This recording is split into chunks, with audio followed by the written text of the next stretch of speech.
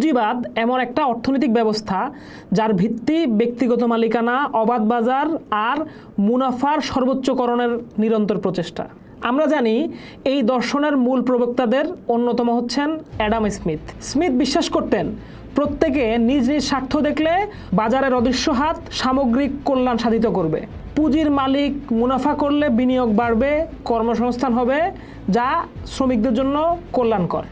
কিন্তু Karl Marx এই আপাত সরল চিত্রের গভীরে দৃষ্টিপাত করেন। তিনি দেখান শ্রমিকের শ্রমশক্তির বিনিময়ে যে মজুরি দেওয়া হয় তা তার দ্বারা সৃষ্ট মূল্যের অনেক কম।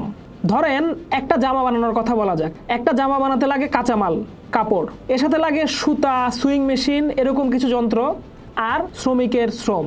ধরেন একটা জামার দাম যদি হয় 100 টাকা, তাহলে দেখা যাবে কাঁচামালটার দাম ছিল 10 টাকা আর প্রয়োজনীয় যন্ত্রের ভাড়া আরও 15 টাকা। তাহলে একটা জামার বিক্রয় মূল্য যদি হয় 100 টাকা, তাহলে এই অতিরিক্ত 75 টাকার মালিককে? মার্কসের মতে এই অতিরিক্ত অংশটুকু হলো উদ্বৃত্ত মূল্য বা সারপ্লাস ভ্যালু, যা যন্ত্রের মালিক অর্থাৎ পুঁজিপতি মুনাফা হিসেবে আত্মসাৎ করে।